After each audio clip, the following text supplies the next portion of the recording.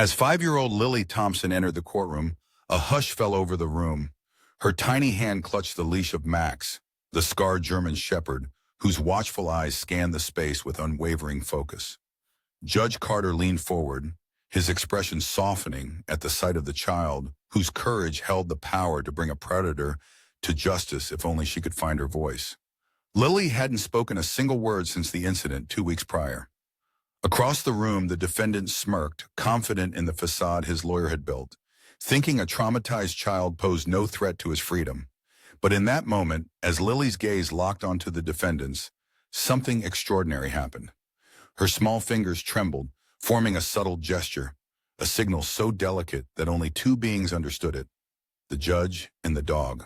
Max's reaction was immediate and powerful. The German shepherd's body tensed, his ears perked up, and a deep, controlled growl resonated from his chest. Judge Carter's gavel struck down with a crack that echoed through the courtroom like a bolt of lightning. "This court will take a 15-minute recess," he declared, urgency in his voice that rippled through the gallery. If you're moved by this story, please give a like and share your thoughts in the comments, along with the city you're tuning in from. Now let's dive deeper into the story. Lily Marie Thompson was once a vibrant chatterbox, her kindergarten teacher humorously suggesting a volume button for the spirited girl. With her copper curls framing a face sprinkled with freckles, she was the bright light of the Thompson family until 17 days ago. Now at 5 years old, Lily carried the weight of silence, trapped in selective mutism since the day she narrowly escaped a terrifying situation. Her once bright green eyes, filled with curiosity, now reflected a cautious vigilance, a testament to a childhood interrupted too soon. Sarah and Michael Thompson watched in despair as their daughter withdrew into herself, haunted by night terrors and flinching at the slightest hint of a stranger. In their search for hope, a pediatrician suggested a therapy animal, a decision that would transform their lives in unimaginable ways. Max, the German shepherd, hadn't always been a therapy dog. His journey began in tactical K-9 units, where his strength and sharp intelligence made him an exceptional police dog under Officer James Martinez's care. The prominent scar running from his shoulder to his flank spoke of loyalty and sacrifice, a reminder of the battles fought and the trust earned. Just 3 years ago, a heroic dog named Max faced an unimaginable ordeal. During a dangerous pursuit, he bravely took a knife meant for his handler, showcasing loyalty beyond measure. Unfortunately, budget cuts left his department unable to cover his medical bills, and his future looked bleak. Scheduled for euthanasia, Max was saved at the last moment by Dr. Jennifer Reynolds, a compassionate specialist in animal-assisted therapy. She saw the spark of life in his intelligent eyes, even amidst his wounds. Over the months that followed, Max not only healed, but transformed into a skilled therapy dog, trained to detect emotional distress with remarkable sensitivity. When he first met Lily in Dr. Reynolds' sunlit office, a special bond began to form, with the shy child peeking from behind her mother, while Max patiently waited, sensing her need for comfort. For 20 long minutes, the room held its breath. Then, in a moment that felt like magic, Lily took 3 tentative steps towards Max and extended her tiny hand. The gentle German shepherd lowered his head, his warm breath brushing her palm. A profound connection sparked between them, transcending the visible wounds they both carried. Over the next 6 therapy sessions, they developed a unique language of silent gestures and soft touches. Though Lily still struggled to speak, her creativity blossomed again as she drew countless pictures of a little girl and her loyal dog standing bravely against shadowy figures. The Thompsons held on to hope that Max was the key to unlocking their daughter's voice when the time came for healing. On the afternoon of April 15th, the weather was perfect, a spring day that hinted at the warmth of summer. Sarah Thompson relaxed on their front porch, watching Lily play joyfully in the yard, her laughter dancing in the breeze as she chased butterflies among the blooming daffodils. It was just another Wednesday, a day filled with simple pleasures, as Sarah had an early finish from teaching 3rd grade at Jefferson Elementary. They planned a delightful family barbecue for later that evening, unaware that their lives were about to change forever. At 3:42 p.m., Sarah stepped inside to take a 4-minute phone call from her sister. When she returned, the gate was ajar, and she spotted Lily speaking to a man beside a black van parked along their peaceful suburban street. Later, this moment would haunt Sarah in her nightmares. The way the stranger leaned down, his clean-cut appearance seemingly harmless, and the friendly smile that concealed his true intentions. Panic surged through her as she called out for Lily, already sprinting towards them. The man's demeanor shifted from friendly to calculating in an instant as he reached for Lily's arm. "I have puppies in my van," he said, his voice deceptively sweet. "Special puppies that need a little girl to take care of them. Don't you want to see them?" But as Sarah rushed forward, an unshakable resolve filled her heart, fueled by a mother's love and the strength she had witnessed in Max. What unfolded next would become a pivotal moment in the pursuit of justice. Mrs. Eleanor Winters, a remarkable 74-year-old retired nurse, was out for a stroll with her beloved terrier when she noticed a man trying to lift little Lily into his vehicle. With her heart racing, Eleanor shouted for help, her courage sparking the attention of two landscapers nearby. Startled, the man abandoned Lily and sped away, leaving behind dark tire marks that etched a memory into the pavement. But Eleanor's quick thinking shone bright as she memorized the first 4 digits of his license plate. Free at last, Lily dashed to her mother, burying her face against Sarah's legs, her silence speaking volumes of relief and fear. Detective Robert Anderson arrived just 20 minutes later, his experience etched on his weathered face as he spoke with Sarah and Eleanor. Their peaceful neighborhood had never been a place for such dread, yet Anderson recognized the troubling pattern. 4 children had disappeared from nearby areas over the last 18 months, all approached by a man with puppies, vanishing without a trace. This was the first time someone had intervened. "Your neighbor's swift action and those plate numbers might be the breakthrough we've needed," Anderson assured the Thompsons that evening, while Lily, cozied beneath a blanket on the couch, gazed ahead, lost in thought. "We'll review traffic cameras in the area. We're going to track that vehicle down." The investigation progressed with an urgency that was inspiring. Traffic cameras captured the black van heading east, and when the partial plate information was cross-referenced, it led to a vehicle registered to Richard Collins, a 45-year-old computer technician with a clean record. A search warrant at Collins's modest ranch house initially revealed nothing alarming: no children, no puppies.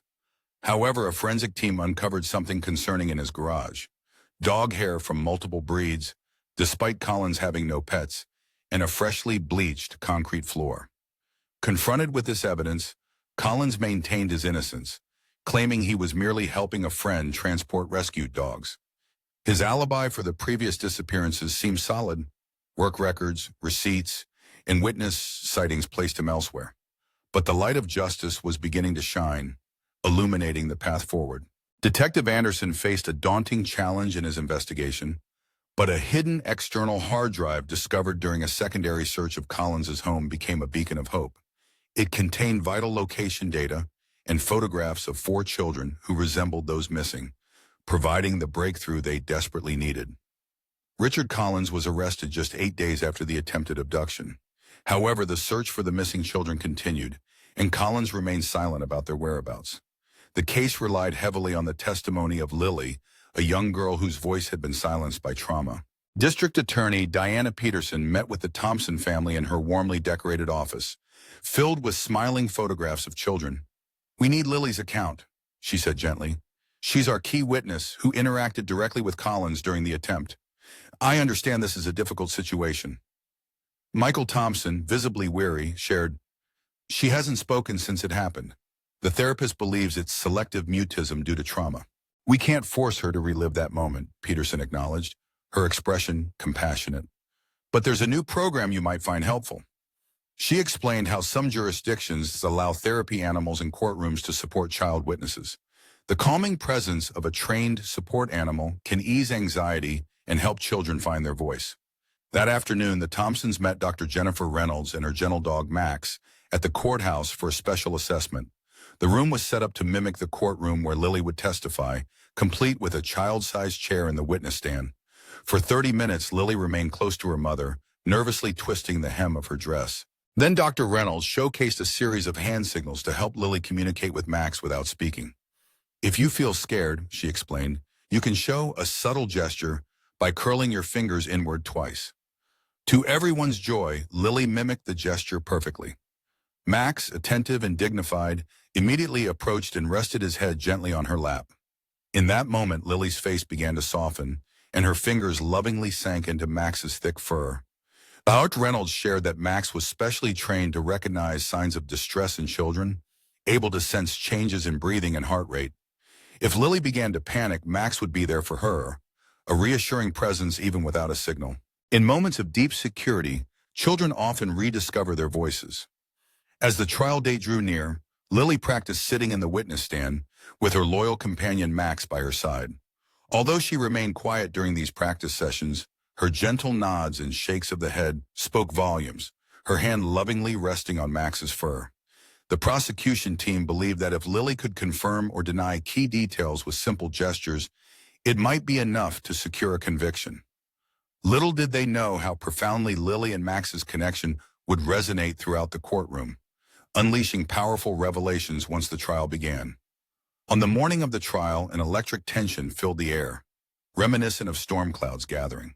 News vans lined the street, their satellite dishes raised high, eager to capture the unfolding story of courage and resilience. The Thompson case captured the hearts of many, not only because of the heartbreaking charges, but also for its historic significance. It was the first time a therapy dog would accompany a child witness in the courtroom, paving the way for future cases. Legal experts from both sides were eager to witness this groundbreaking moment. Inside the oak-paneled courtroom, tension rose as Thomas Wilson, the defense attorney for Richard Collins, filed a last-minute motion to exclude Max from the proceedings.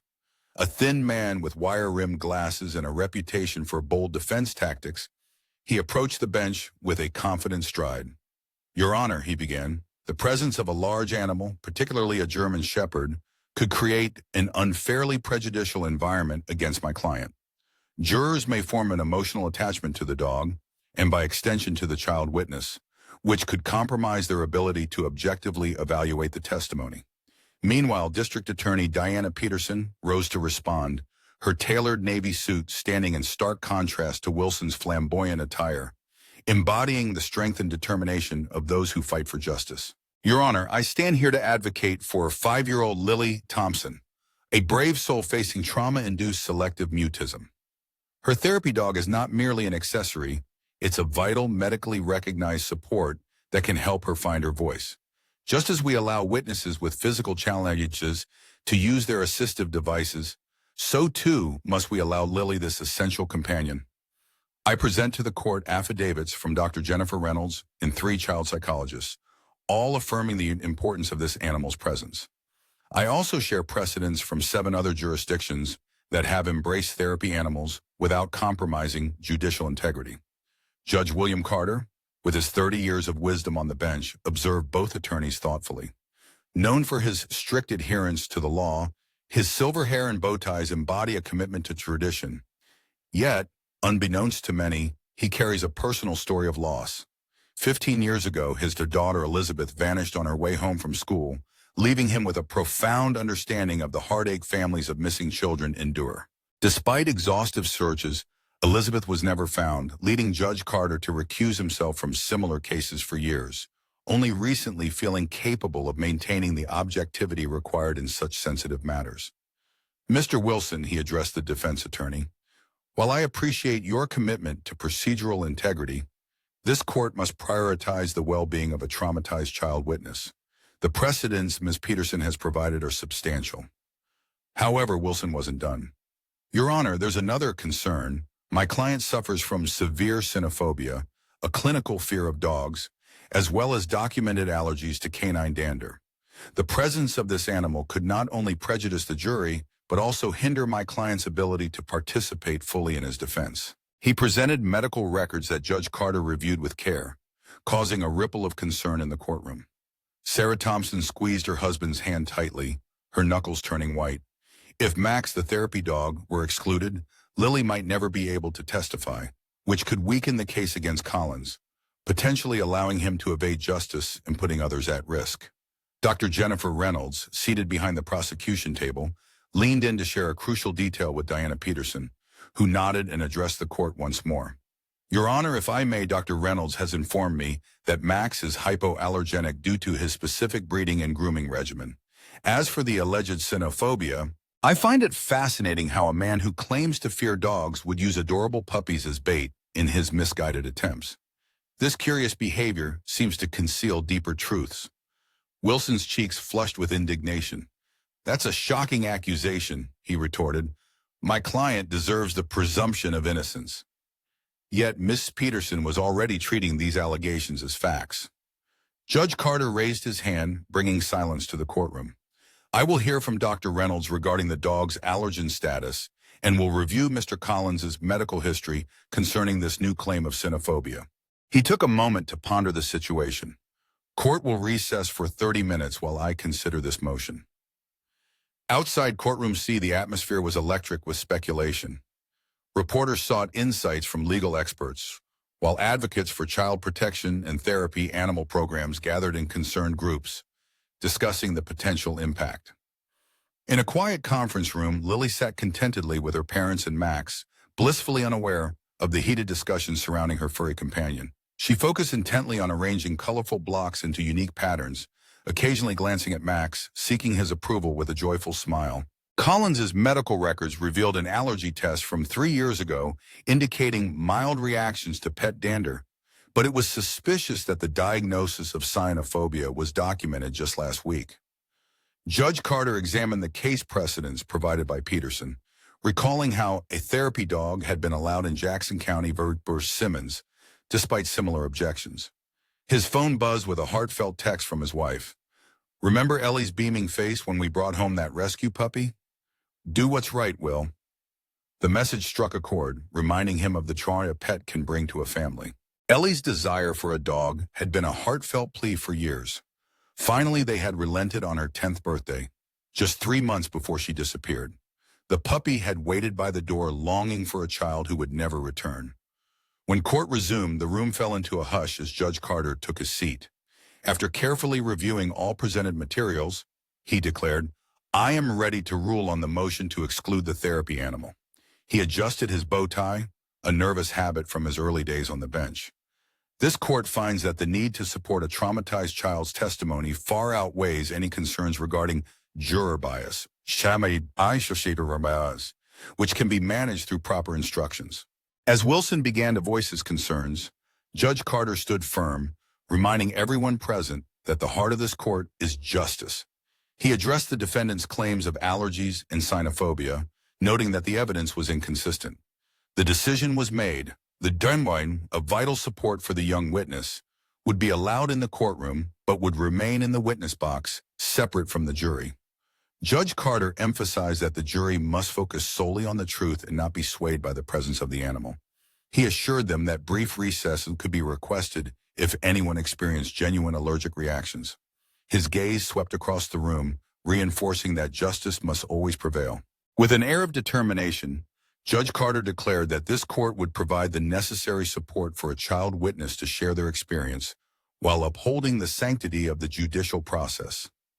Diana Peterson nodded, a sense of satisfaction washing over her, while Thomas Wilson hastily scribbled notes, already plotting an appeal. In the gallery, Sarah Thompson felt a wave of relief as tears streamed down her face. Finally, they had secured a small victory. By lunchtime, the ruling sparked discussions nationwide, capturing headlines and stirring debates in legal blogs, with opinions passionately divided. The courtroom buzzed with contrasting viewpoints, as conservative commentators raised concerns about emotional manipulation, while child advocacy groups celebrated the ruling as a significant step towards trauma-informed justice. Outside the courthouse, demonstrators gathered, holding signs proclaiming both justice for victims and fair trials, not furry trials. As the afternoon session began, Judge Carter addressed the newly seated jury with clarity. He informed them that a child witness would be supported by a service animal due to medical necessity, urging them to focus solely on the facts of the case, regardless of how the testimony was delivered. The impact of Judge Carter's decision resonated deeply as Lily Thompson entered the courtroom, clutching Max's leash with determination. The German Shepherd moved with a grace that reflected his extensive training, leaving a warm impression on some jurors who couldn't help but smile at the sight. Their expressions softened, even as others maintained a neutral demeanor, aware of their responsibilities. From the defense table, Richard Collins observed the pair, his face revealing a fleeting tension as Max entered the room. It was a momentary flicker, so subtle that only the keenest observers would notice. He leaned in to whisper to his attorney, who frowned and jotted down another note, the atmosphere thick with anticipation. As 5-year-old Lily stepped toward the witness stand, Diana Peterson exchanged a reassuring glance with Dr. Reynolds across the room. They had rehearsed for this moment, yet nothing could truly prepare them for how a frightened child might react in the presence of the man who had tried to harm her. The bond between Lily and her loyal German shepherd Max became the heart of this unprecedented courtroom experience. No one could foresee how this journey would reveal truths deeper and more complex than anticipated. It would be Max's instinct that would not only help Lily find her voice, but ultimately save another child's life. Clutching a small stuffed rabbit in one hand and resting the other on Max's comforting fur, Lily was ready to share her story. With a gentle approach, Diana Peterson moved slowly, creating a calm atmosphere in the courtroom. The usual sternness was replaced with warmth as Judge Carter chose to forgo his robe, and the court reporter wore a vibrant sweater. Everyone was encouraged to speak softly and kindly. "Hello, Lily," Peterson began, her voice radiating comfort. "Thank you for being here today. Do you remember me? We met at my office with your mom and dad." Lily nodded, her gaze fixed on Max, finding courage in his unwavering presence.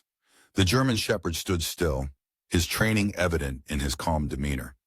"Lily, I'm going to ask you some questions about what happened in your yard. If you feel scared or don't want to answer, just shake your head, okay?" "Nobody will be upset," Peterson reassured her. Lily nodded again, this time less assured but still determined. In the gallery, Sarah Thompson held a tissue to her lips, her heart heavy yet filled with hope as she watched her daughter lean into Max for comfort. "Can you point to the man who spoke to you in your yard? The one who said he had puppies?" The courtroom held its breath, the air thick with anticipation. Lily's head remained bowed, her fingers gently stroking Max's fur. 10 seconds felt like an eternity as silence enveloped the room. Diana Peterson exchanged a glance with Dr. Reynolds, who offered an encouraging nod. Finally, with a quiet determination, Lily lifted her hand, pointing directly at Richard Collins. "Let the record reflect that the witness has identified the defendant," Peterson stated, her voice steady, a beacon of triumph and hope in a moment that would change everything. This was a defining moment in the pursuit of truth. Lily's brave testimony placed Collins firmly at the scene, supporting Mrs. Winter's account of events. As Thomas Wilson rose for cross-examination, his approach was anything but gentle. "Your Honor, while I have the utmost sympathy for this child, pointing at my client proves nothing. She's been shown his picture repeatedly during preparation for this trial, and children are highly suggestible." But Peterson quickly objected, defending Lily's integrity. "Defense counsel is testifying, not questioning the witness."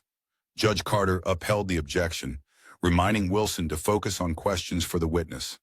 With each calculated step toward the stand, Wilson treaded carefully, knowing how crucial this moment was for justice and healing. In a moment that would shape the course of justice, little Lily stood bravely in the courtroom, her innocence shining like a beacon. "Did your mommy and daddy encourage you to point at my client today?" asked Wilson, his tone sharp. But Judge Carter's firm gaze silenced any objections, recognizing the weight of this moment. Lily shook her head, a picture of sincerity. Mac, her loyal companion, shifted closer, his protective presence a reminder of the love surrounding her. "Did the nice police officer show you pictures of my client before today and tell you he was a bad man?" Another shake of her head, this time accompanied by her hand gripping Max's fur, seeking comfort and strength. Max, the devoted canine, remained calm, embodying the strength of love and loyalty. With his ears perked, he sensed Lily's rising anxiety. "Lily, do you understand the difference between the truth and a lie?" Wilson pressed on, seeking clarity. She nodded, her eyes brightening, ready to find her voice. "Can you tell me what happens when someone tells a lie?" This was a pivotal moment, a chance for Lily to express herself after weeks of silence. As the pressure mounted, Lily's breath quickened, and her gaze flitted around the room, panic creeping in. Dr. Reynolds leaned forward, concern etched on her face, but before anyone could step in, Max sensed her distress. The German Shepherd gently placed his head on her lap, gazing into her eyes with unwavering support. Instantly, Lily's breathing steadied as she focused on her furry friend. "Your Honor," Wilson exclaimed, frustration evident in his voice. "This demonstration shows exactly why the dog's presence is prejudicial. The animal is clearly interfering with my cross-examination." But in that moment, the bond between Lily and Max triumphed, reminding everyone of the power of love and support in the face of adversity. Judge Carter looked thoughtfully at the scene unfolding in front of him. "The dog is doing exactly what it was meant to do," he said, recognizing the power of emotional support in the courtroom. "Continue your questioning, Mr. Wilson, but remember to be gentle with our young witness."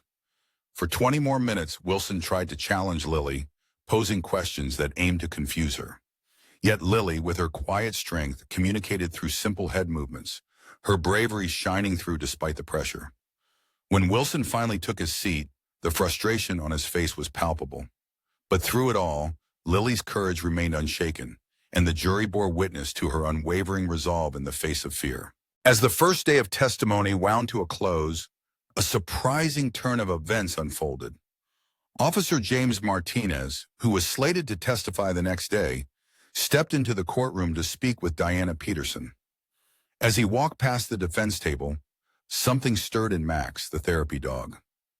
The once calm German Shepherd became alert, his eyes locking onto Richard Collins with a sense of recognition. A low rumble, not quite a growl, resonated from him, a clear sign of his protective instincts. Dr. Reynolds quickly moved to Max's side, gently redirecting his gaze. The moment passed, but not before it caught the attention of several jurors, the judge, and especially Officer Martinez, who sensed something deeper at play. "Your Honor," Peterson began, addressing the court with a sense of urgency, "the prosecution requests a brief meeting in chambers to discuss a significant development." 20 minutes later, in the privacy of Judge Carter's chambers, Officer Martinez shared a bombshell revelation. "I thought Max looked familiar from the pretrial briefings, but seeing him here confirmed it. That's Ranger, my K-9 partner from 3 years ago before he was injured and retired." The room held its breath as Judge Carter asked, "What relevance does this have to our case?" A sense of foreboding lingered, but hope was also palpable. "During Ranger's last assignment, we were pursuing a suspect in a child endangerment case," Officer Martinez explained. "The suspect was never caught, but during our pursuit, Max was gravely injured when the suspect attacked him. The department couldn't afford his medical care, and he was set to be euthanized before being saved by the therapy dog program." Diana Peterson's mind raced with possibilities. "And you believe the suspect who hurt Max could be Richard Collins?" she inquired, her heart pounding. "I can't be certain without reviewing the case files," he replied cautiously. But Max's reaction was undeniable. Dogs like him develop specific responses to individuals they've encountered in high-stress situations. This wasn't a general reaction. It was recognition. In that moment, the connection between past and present sparked a renewed sense of hope for justice, reminding everyone of the incredible bond between humans and their loyal companions, and how love and courage can lead us toward healing and resolution. As Judge Carter leaned back in his chair, a wave of determination washed over him. "Ms. Peterson," he said, "I assume you'll want to explore this potential connection?" "Absolutely, Your Honor," she replied, fueled by the hope that Collins might be linked to other children's cases from 3 years ago. This discovery could be the key to strengthening their case. "I'll allow a limited investigation," Judge Carter decided, "but we must tread carefully regarding any potentially prejudicial information." Immediate action was required, and Mr. Wilson needed to be informed right away. The revelation ignited a spark of activity. While the jury exited for the day, Detective Anderson dived into the files of the long-ago case, ready to uncover truths that could protect the innocent. The description of Collins aligned with previous reports, a white male, age 40 to 45, of medium build. However, the pursuing officers had never seen his face clearly. The case had grown cold after the primary detective suffered a heart attack, and with the department's limited resources, priorities shifted. Diana Peterson faced a crossroads. This connection was tantalizing yet circumstantial. Still, the urgency to secure justice for the children was palpable. The media buzzed with excitement over the courtroom drama, with headlines like, therapy dog recognizes predator, and canine nose killer captivating the public. The stakes heightened as they realized the potential danger lurking in their community. Despite Judge Carter's clear instructions for jurors to avoid media coverage, the defense team grew anxious about the risk of contaminating the jury pool. The next morning, Thomas Wilson filed a motion for a mistrial, citing the dog's reaction and the flood of publicity. Judge Carter firmly denied the motion, but issued a strong warning to the media present. This court will not tolerate speculation presented as fact. Reporting that could influence these proceedings may result in contempt charges. As the second day of testimony began, Sarah Thompson approached Diana Peterson, excitement twinkling in her eyes and something clutched tightly in her hand. "Lily drew this last night," she whispered, handing over a child's drawing that revealed a black van, a man with a knife, and a brave German shepherd. In the corner of the drawing, barely legible, were the words, "Bad man hurt Max." Peterson's heart raced as she absorbed the chilling message. "Has Lily heard anyone discuss Max's history?" she asked, her voice steady but filled with a concern. "No," Sarah confirmed. "We've been careful to shield her from any case details. Dr. Reynolds only told her that Max is a special dog who helps children feel safe." When Dr. Reynolds examined the drawing, her professional demeanor slipped, revealing the gravity of the situation. "This is remarkable," she stated, recognizing the drawing's potential to illuminate the truth and bring justice for those who had suffered. In a surprising turn of events, a special bond seemed to blossom between Lily and Max, almost as if Lily sensed the hidden pains they both carried. As the trial entered its second day, forensic experts took the stand, shedding light on the evidence that would reveal the truth. Collins, watching silently, whispered to his attorney, showing little emotion even when Lily's heartfelt drawing was presented. But the atmosphere shifted dramatically that afternoon when a surprise witness appeared, Margaret Collins, the defendant's ex-wife. With a petite frame and graying hair, she approached the stand, her hands nervously playing with her necklace. Yet, in her soft voice, she shared her story, revealing the courage it took to break free.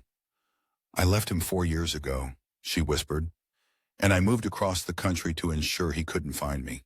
When asked why she took such drastic steps, Margaret's response was heartfelt and revealing. The courtroom held its breath as the attorneys debated, but Margaret's bravery shone through. "It's important," said Peterson, seeking to highlight how Margaret's experience connected to Collins's behavior. With the judge's cautious permission, the questioning continued, allowing Margaret's voice to shed light on the shadows of their past. As the spotlight turned back to Margaret, she bravely recounted the unsettling discoveries she made at home. "I found disturbing things on his computer, pictures of children and a collection of dog collars hidden in the basement," she shared. "He claimed they were for a dog we were going to adopt, but we never did. When I confronted him, he became frightening. That night I left, and I never looked back." The courtroom listened intently, each word a reminder of the strength it takes to escape danger. Nearby, Michael Thompson comforted his wife, their unity a testament to love in the face of adversity. Peterson pressed further, asking Margaret about Collins's interests during their marriage. "He worked at an elementary school and volunteered at a youth center," she replied, her eyes reflecting the turmoil of her memories. "He always said he enjoyed helping kids, but something felt off. It was too intense." After a moment, she revealed the troubling news she had learned post-separation. Collins had been let go from the school for inappropriate behavior. Peterson, with compassion, posed one final question. "Did your husband ever express feelings about dogs?" Margaret's furrowed brow revealed her discomfort. "He hated them," she said. "He believed they could sense things about people that should remain hidden." In that moment, the courtroom felt the weight of her truth, a powerful reminder that love and courage can emerge even from the darkest places. When our neighbors welcomed a German shepherd into their home, Richard felt an unusual sense of unease. He bolted extra locks on all our doors and windows, driven by a deep-seated fear of these loyal dogs. Yet, as the courtroom drama unfolded, a different picture began to emerge. Margaret Collins, whose actions were shrouded in mystery, revealed a man with a hidden agenda. He used puppies to lure children, a contradiction that stirred a sense of calculated evil among all present. The tension in the courtroom grew palpable as the trial progressed, but amidst the chaos, hope remained. Outside the courthouse, the crowd grew and divided, reflecting the hearts of the community. Supporters rallied for the Thompson family, while others insisted on Collins's right to a fair trial. Among the crowd were parents of missing children, sharing heart-wrenching photographs of their loved ones, whose cases mirrored Collins's sinister methods. Inside, Lily sat quietly with Max by her side, offering her silent support. Though she spoke little, her gestures and thoughtful responses to questions provided vital insights, resonating deeply with the jury. As the trial progressed, the defense's strategies faltered, overshadowed by the bond between the child and her beloved canine protector. Just when everyone thought they had seen it all, a pivotal moment emerged. Diana Peterson introduced a weathered leather collar found in Collins's basement, which would connect the case to Judge Carter's past in an unexpected twist. As she held up the faded pink collar with its tarnished, heart-shaped tag reading Daisy, a wave of emotion swept through the courtroom, setting the stage for Max's most significant contribution. A collective gasp echoed through the gallery as Diana called Judge William Carter to the stand. Shock crossed his face, quickly replaced by a deep understanding as he recognized the collar in her hand. In that moment, the weight of the case pressed heavily on his shoulders, visibly aging him before our eyes. As the courtroom buzzed with concern over the irregularity of such a request, the interim judge, Honorable Rebecca Martinez, stepped in to ensure justice would prevail, reminding us all that in the pursuit of truth, every voice must be heard. In a courtroom filled with anticipation, the air was thick with whispered arguments. Judge Carter, a figure of authority, found himself stepping into a different role, one of a father. "I will allow limited testimony regarding the missing persons case," he declared firmly. As William Carter took the stand, he gently placed his iconic bow tie into his pocket, shedding the weight of his title for a moment. Diana Peterson walked toward him, her heart full of compassion as she held up a small collar. "Judge Carter, do you recognize this?" she asked softly. His response, though steady, carried the weight of years lost. "Yes, this belonged to my daughter Elizabeth's puppy Daisy. It was a gift for her 10th birthday." His voice trembled as he recalled the last time he saw the collar. It was 15 years ago, the day Elizabeth disappeared. Daisy was with her. A wave of emotion rolled through the courtroom as the tragic connection between the past and present began to unfold. Detective Anderson sprang into action, coordinating with officers to search Collins's property, ignited by the renewed hope of uncovering the truth. This moment, filled with tension, held the promise of justice and healing. Amidst the unfolding drama, young Lily Thompson sat frozen, her gaze locked on the collar. Max, her loyal companion, instinctively moved closer, sensing her need for support. Suddenly, to everyone's astonishment, Lily raised her hand, a sign of her first intentional communication during the trial. Dr. Reynolds rushed to her side, kneeling with genuine concern. "Lily, do you need a break?" But instead of answering, Lily focused her attention on Richard Collins for the first time, a spark of recognition flickering in her eyes. Max, ever vigilant, positioned himself protectively in front of her, a silent guardian in the face of uncertainty. "Your Honor," Dr. Reynolds addressed the interim judge with urgency, "I believe Lily is trying to convey something significant. May I help her communicate?" Judge Martinez nodded, understanding the gravity of the moment. Reynolds quickly retrieved a pad of paper and crayons, tools of expression they had used in therapy. The courtroom held its breath as Lily began to draw, her crayon flying across the page with purpose. When she finished, she handed the drawing to Dr. Reynolds, who studied it closely before revealing it to Diana Peterson. The artwork depicted a man resembling Collins, standing beside a little girl with a deafened evening, framed by a house topped with a crescent moon weather vane. "Your Honor," Peterson spoke carefully, "I believe this witness has made a vital connection relevant to our case." Hope flickered in the hearts of all present, signaling that the path to healing and truth might finally be within reach. "With the court's permission, I'd like to show Lily some photographs," Diana Peterson stated, her voice steady and hopeful. After receiving approval, she revealed a series of yearbook photos, including one of Richard Collins from 15 years ago. Without hesitation, Lily pointed directly at Collins, then made a gesture toward Judge Carter. Turning to Carter, Peterson asked, "Judge Carter, did your daughter Elizabeth know Richard Collins?" For a moment, Carter's brow furrowed in thought. "No, I don't believe—" He paused, a memory surfacing like a distant light. "Wait, Richard Collins. There was a young man by that name who briefly worked as an IT consultant at Elizabeth's school around the time she disappeared, Carter recalled, his eyes brightening with recognition. I remember because the police interviewed all school personnel. He had an alibi. He was at a conference in another state. A murmur of realization rippled through the courtroom, illuminating a connection to another victim from years past. The defense table buzzed with hushed concerns, and Thomas Wilson's face flushed, panic bubbling beneath the surface. In that tense moment, Max, the devoted German shepherd, stood alert, his gaze fixed intently on Richard Collins. Max's behavior shifted in a way only a true companion could understand. His ears perked up, and his posture spoke not of aggression, but of intense curiosity, as if sensing something beyond the human experience. Diana Peterson noticed immediately. Your Honor, the witness's support animal seems to be alerting to something. Given Max's training and background, I request the court's indulgence to explore this reaction. Wilson objected vehemently. This is absurd. We're now taking direction from a dog's behavior? This mockery of justice has gone far enough. Just then, Officer Martinez interjected from the gallery, his voice firm yet reassuring. Your Honor, as Max's former handler, I can confirm this is a specific trained alert posture. He's not being aggressive. He's indicating recognition of a scent or stimulus he's been trained to detect. Judge Martinez paused, weighing the moment's significance. I'll allow a brief demonstration, but with strict parameters. With careful movements, Dr. Reynolds approached Lily and Max. Lily, can you ask Max what he's alerting to? Use the hand signals we practiced.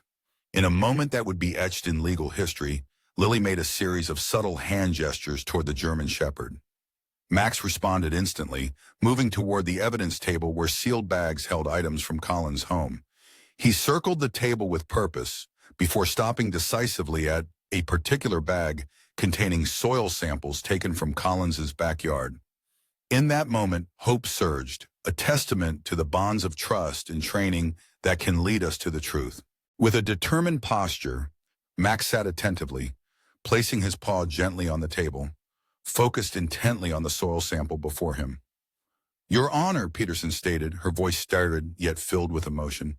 I request an immediate forensic analysis of this specific soil sample with expedited priority. Judge Martinez nodded, granting her request with a sense of urgency.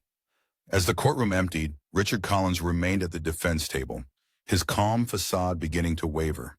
A sheen of sweat appeared on his forehead, and an anxious rhythm took over his bouncing leg.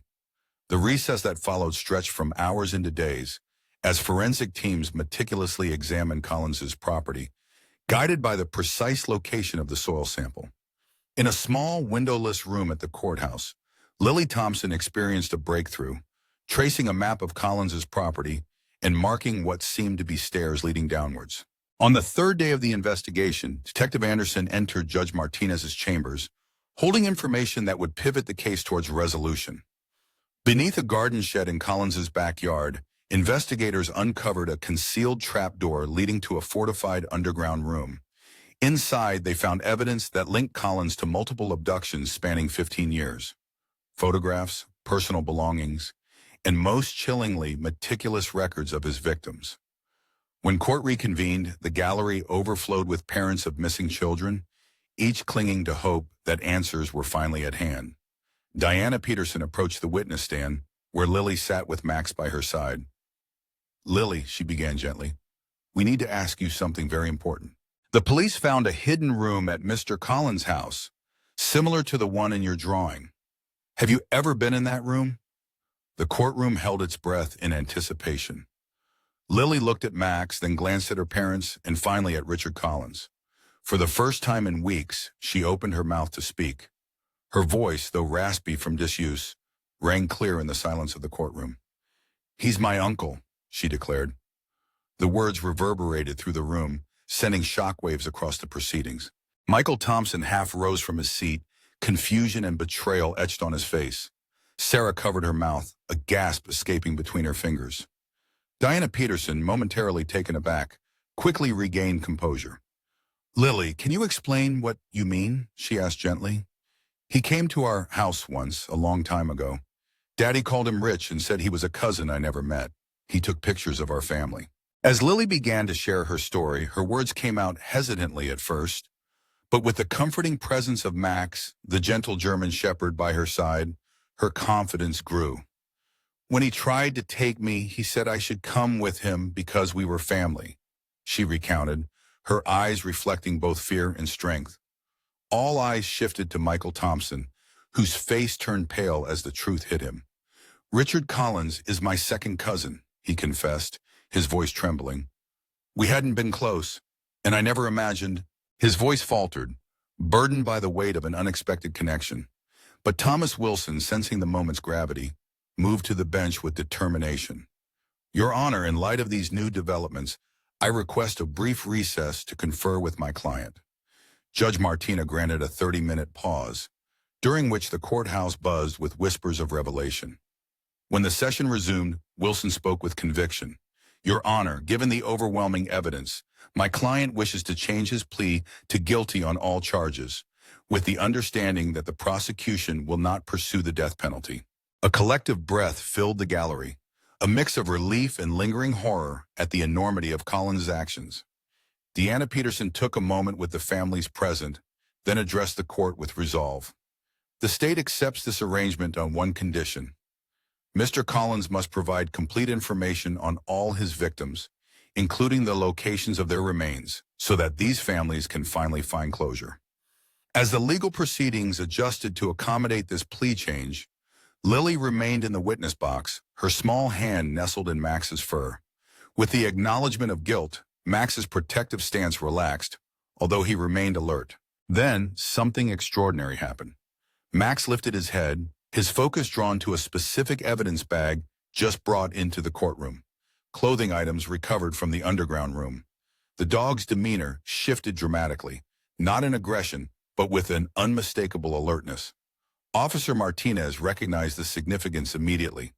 That's his live find indication, he exclaimed, urgency rising in his voice. He signals when someone is still alive. Deanna turned to Collins, whose expression was now one of stark realization.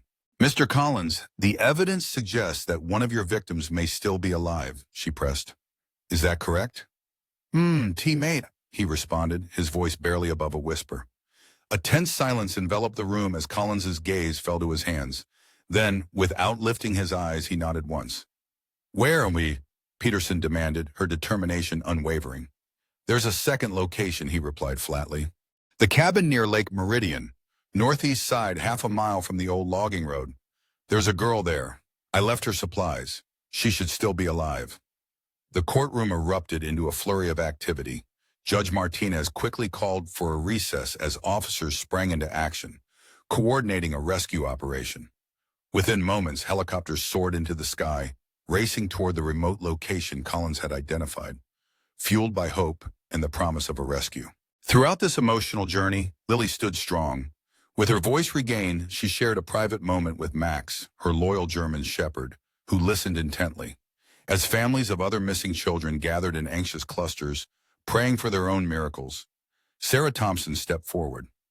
With the judge's permission, she enveloped Lily in her arms, Max close by, embodying the protection and love that was so vital in this moment of hope.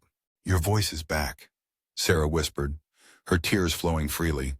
With a nod, Lily replied, Max told me it was time. Her innocent words spoke volumes, suggesting that bravery and support could come from the most unexpected places.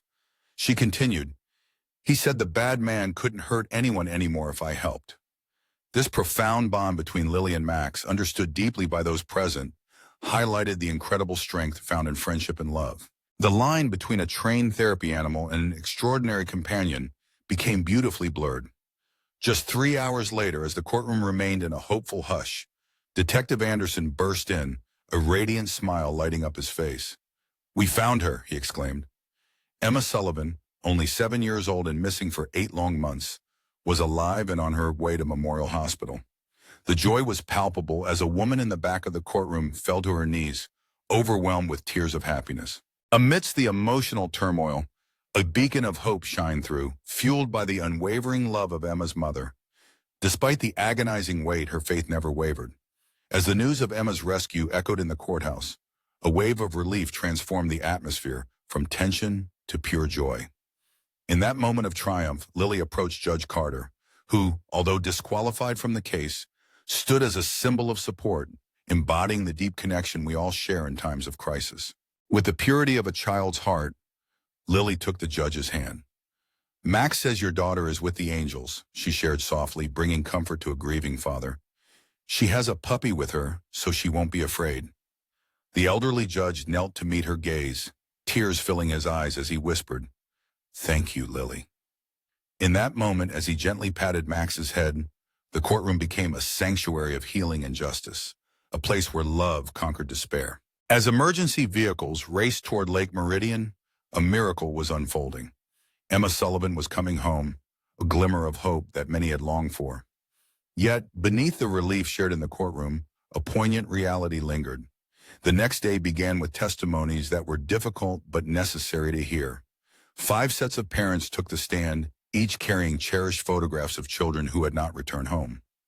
Martha and James Wilson stood together, holding a baseball mitt, as they spoke of their beloved son Tyler, who had gone missing 3 years ago after practice. "He was 12, Martha said, her voice unwavering despite the heartache painted across her face. "Tyler adored the Cardinals and dreamed of becoming the pitcher, with a talent that his coach praised as the best he had seen in 20 years. James, overwhelmed with emotion, gripped the small leather glove recovered from Colin's underground room. The Ramirez family shared their story of little Sophia, who vanished from a nearby park at just 6 years old. With a thick accent, Mrs. Ramirez expressed how they honored their daughter's birthday each year, adding a candle to the cake that remained untouched, but filled with love. "We never gave up hope," she declared, gazing firmly at Richard Collins. "Even now, part of me refuses to believe what you have done." Each family recounted not only the details of their children's disappearances, but also the enduring aftermath, the birthdays that turned into memorials, the rooms preserved like sacred spaces, and the younger siblings growing up in the shadow of absence.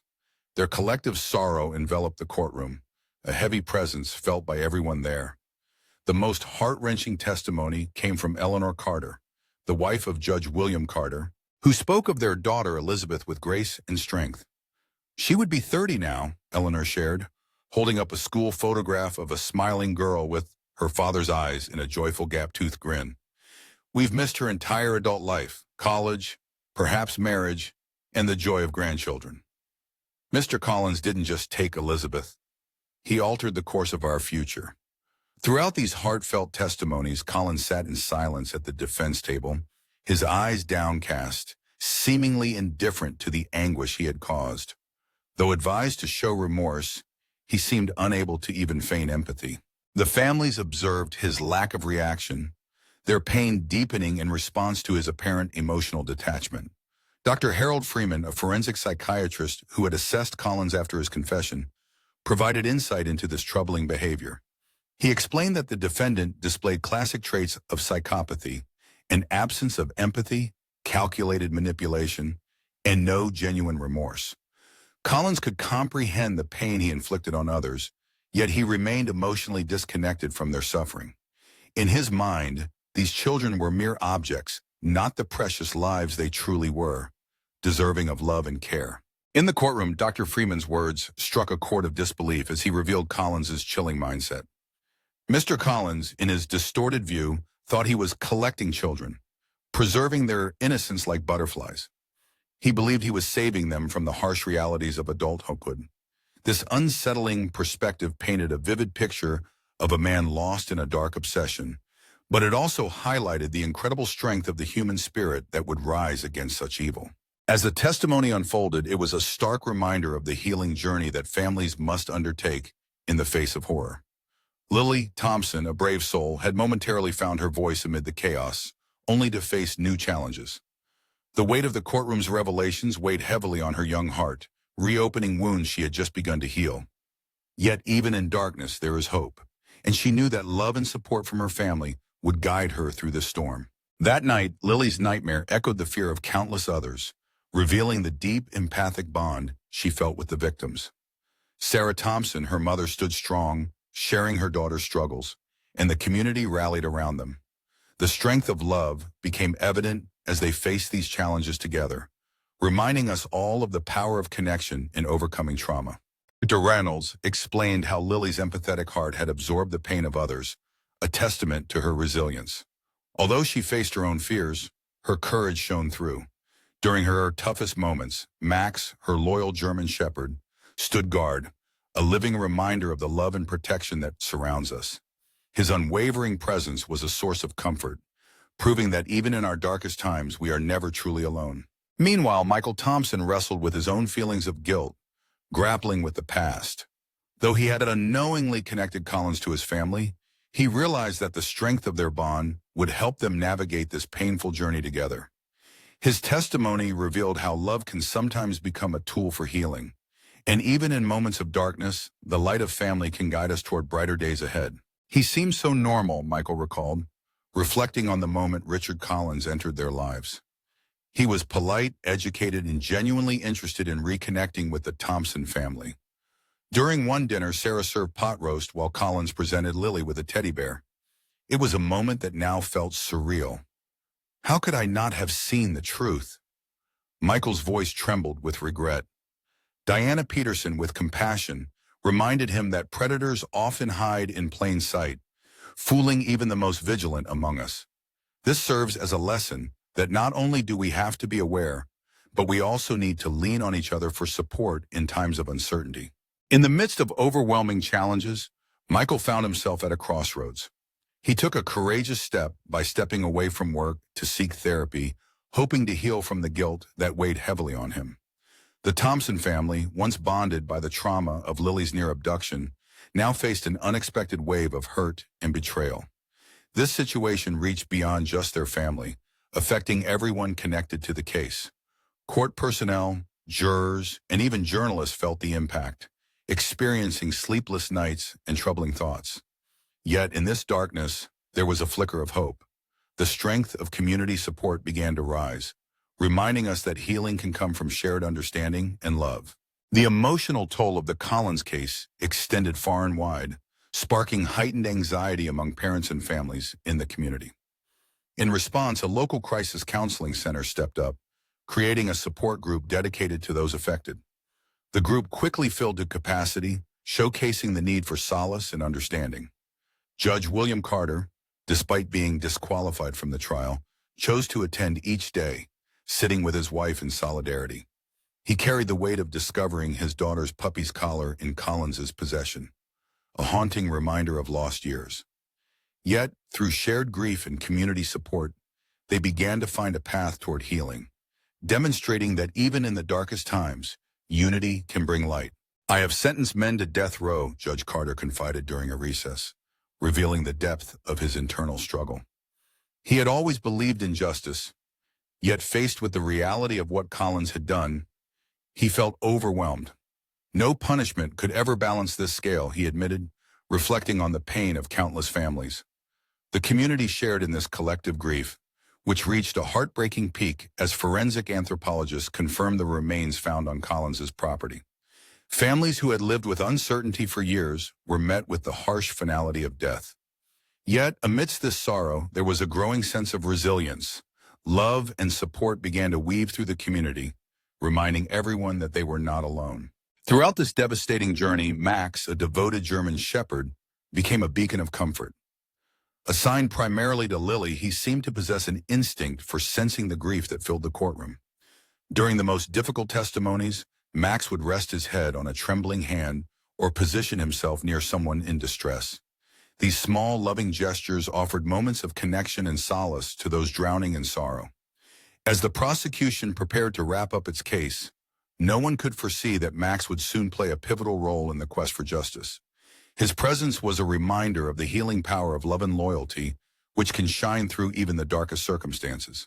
The seventh day of proceedings began with a sense of hope rising amid the courtroom's somber atmosphere. As evidence from Collins's cabin near Lake Meridian was cataloged, Detective Anderson painted a picture of the space where Emma Sullivan had endured her ordeal. He described a stark cabin with only the essentials: a cot, a small fridge filled with basic supplies, and a bookshelf brimming with children's stories. This cabin, built for isolation, had been a dark chapter in Emma's journey, but now it was time for healing and justice. Despite the chilling details, Anderson's professionalism shone through, reflecting the determination to bring light to the darkness of this case. The supplies found could sustain a person for months, but now, with the truth emerging, there was a glimmer of hope for those affected. As the detective continued sharing the evidence, a cart filled with items from the cabin was brought into the courtroom. Among the personal belongings were bag, clothing, books, and a stuffed rabbit that Emma had held tightly during her rescue.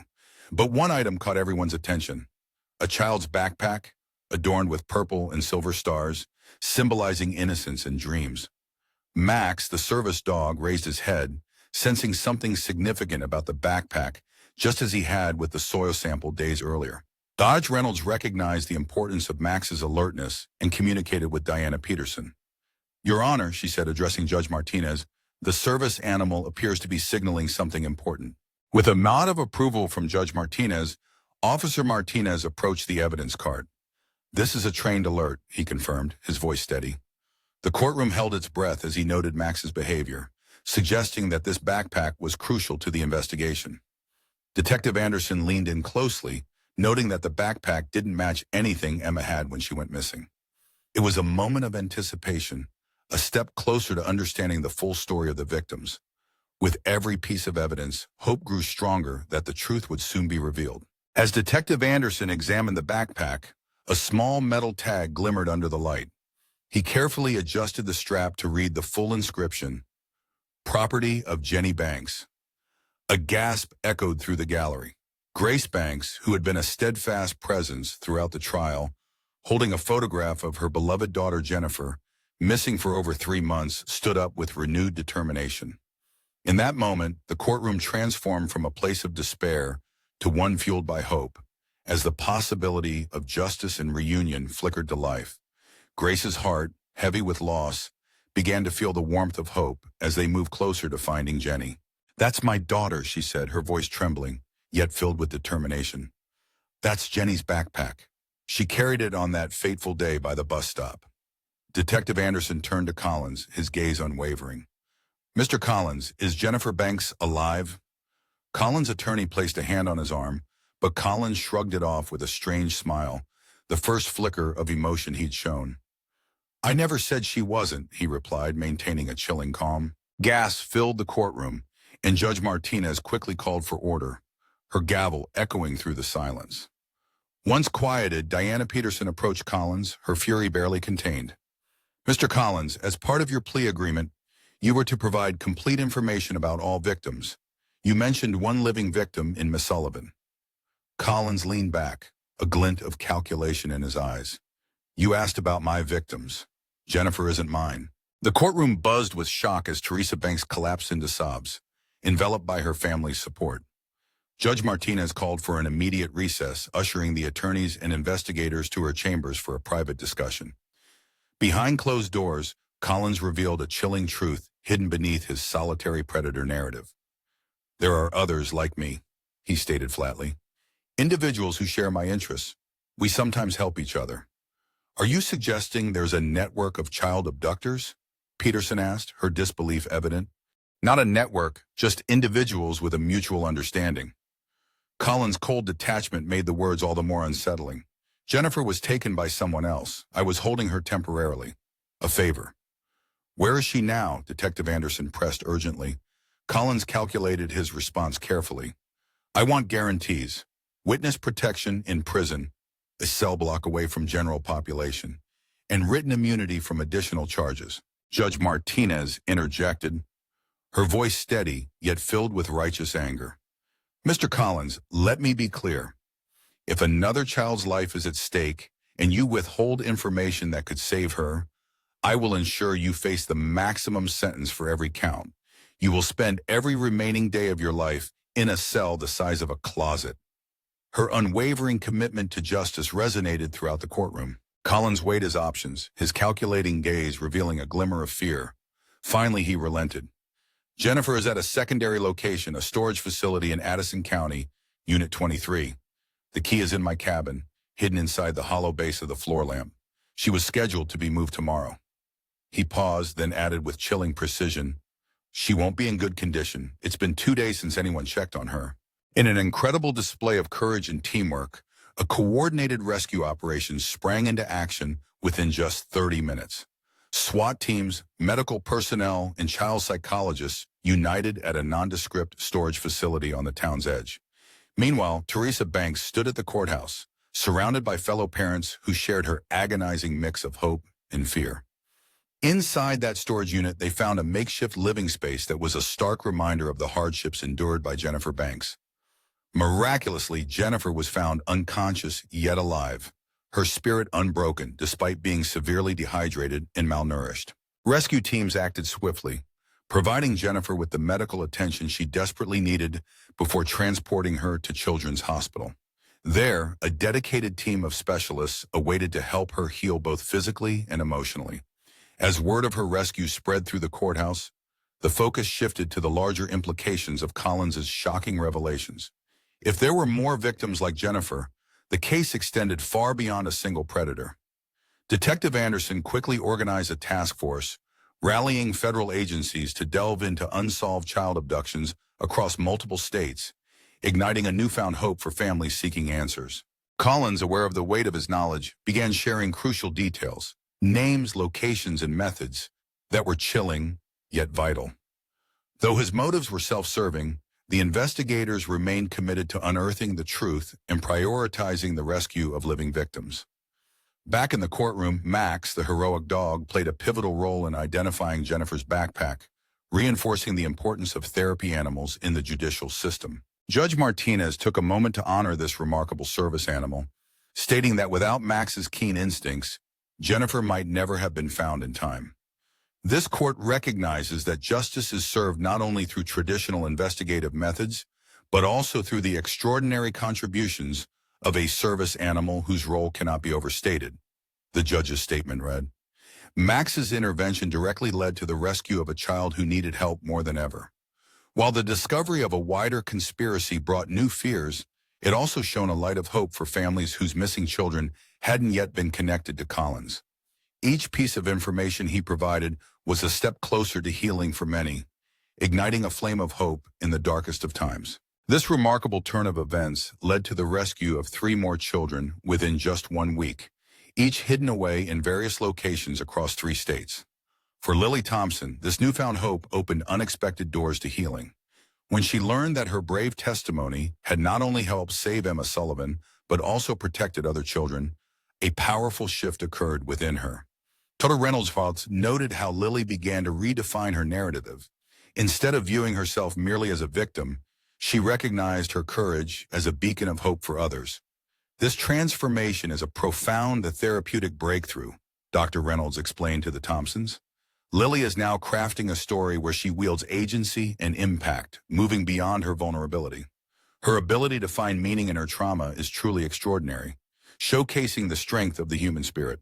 Much of this healing journey revolved around Max, the loyal German shepherd who had started joining Lily in her therapy sessions. His constant, reassuring presence offered her comfort as she navigated her experiences.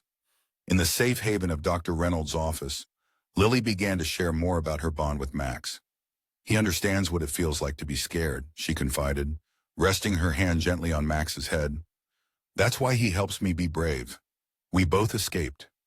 As investigators continued to unravel the dark network exposed by Collins, the focus of the trial transitioned from a singular predator to a systemic threat that had lurked in the shadows for far too long.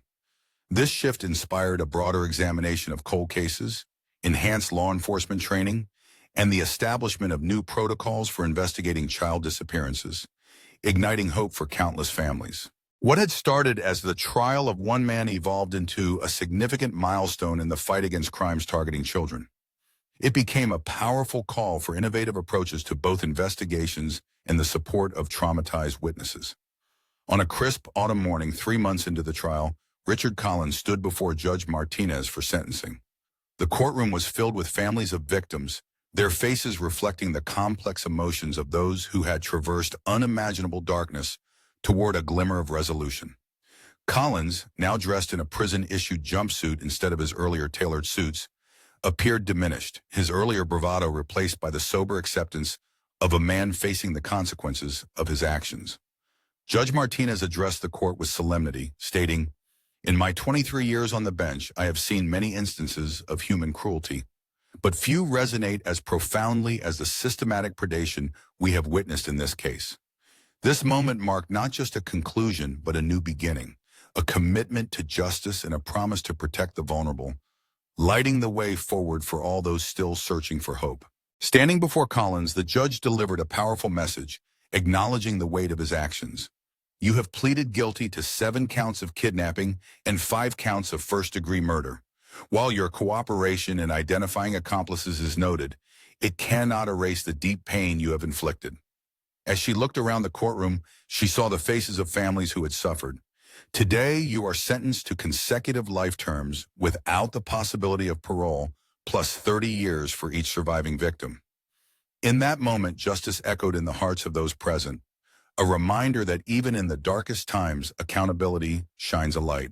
The sentence, although anticipated, brought a wave of relief. Families no longer had to brace for painful appeals or relive their trauma in future hearings. Collins would remain in a maximum security facility, ensuring his isolation was for his own safety and for the integrity of ongoing investigations. As he was led away, Diana Peterson addressed the families gathered in the courthouse lobby, her voice steady and hopeful. This conviction is just the beginning. Thanks to the information provided by Collins, we have already arrested 4 accomplices across 3 states, and our investigations continue. Justice was not just served. It was a step toward healing. While we cannot undo the harm inflicted, Diana continued, we can ensure that those responsible face justice, protecting other children from similar threats. This case sparked significant change, leading to the swift passage of the Lily Thompson Act within 6 weeks.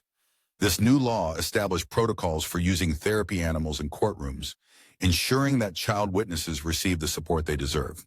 Inspired by Max, a brave German shepherd who played a crucial role in the case, similar legislation was introduced across 14 other states. Max transformed from a courtroom presence to a beacon of hope and innovative justice. For the rescued children, each day of recovery was a step toward brighter futures, showing that from adversity, strength and resilience can grow. After 8 long months of captivity, Emma Sullivan faced a challenging road ahead, requiring extensive physical rehabilitation to regain her strength. Her friend Jennifer Banks also journeyed through a difficult healing process, having endured transfers between multiple captors. Together, they worked with specialized trauma therapists, incorporating therapy animals into their recovery, a method inspired by the remarkable bond between Max and Lily. In the wake of their struggles, the Thompson family established a foundation dedicated to supporting families of missing children. They focused on the often overlooked period following recovery, when media attention fades, but the true work of healing begins.